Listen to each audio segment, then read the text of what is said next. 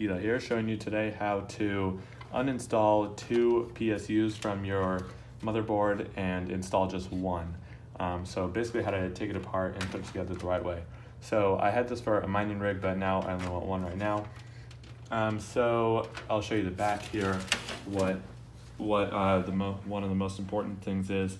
This is your splitter thing that you have to use for 2 of them, and this is what we're undoing so that we can set it up the correct way. So basically, since I'm back here, I'm just going to unplug this because this is your splitter thing so that you can plug it into your motherboard. And an important thing is to make sure you're not plugged into the wall, because you could electrocute yourself somehow, or you could break some components of your computer. So I have those unplugged, and you don't want to lose these cords you unplugged. You just want to remember where they are so you don't get lost. And now on the other side, we have, you want to look at the power supply you're taking off. So this is the one I want to get rid of because it's lower power. And basically you just pull on the cords a little bit and see what they're attached to. And this is one I unplugged, so that's fine. That's unplugged. Also, another thing, you want to make sure you're grounded to something so that you don't fry anything. So if you touch the metal, or my case is metal, so that's fine. Also, because you don't want your static electricity to shock anything. Now, all these Molex cables and stuff that are attached to here, like this extra one, I might need that later. So you can either take it off or just remember that you have it in case you need to put it on your other power supply. So taking that off, just basically seeing if anything's still connected. I'll just leave all those on there for now because I might not need them. And then you want to see what's connected to your new power supply. So these are all cords from my other power supply, but if you look here, I still have some going back the other way. So those are probably still plugged into something. Like this one is plugged in up there. That looks like motherboard power. And then there's 2 going back. So the most important one is the one that you'll actually plug into the motherboard itself, which is, let me find it here. This one right here. So that's your splitter. So since you unplug the other side, you can just pull it through if you have the firewall like that. If not, you'll just be able to see it.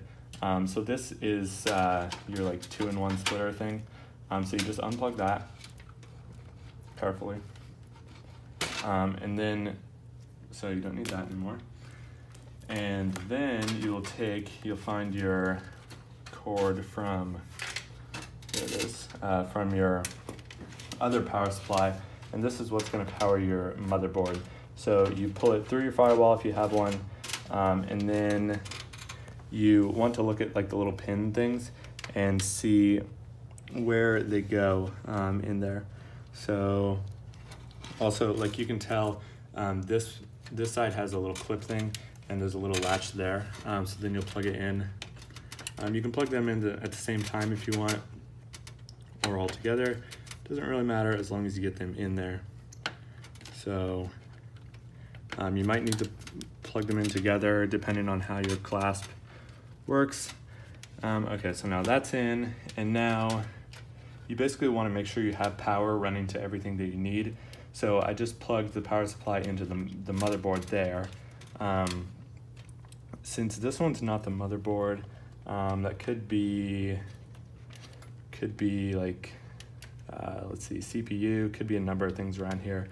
Maybe fans, it's probably not a fan, honestly. I think that's the power for the fan. But I'm just gonna leave it because it's already plugged in. And then, so that accounts for those cords.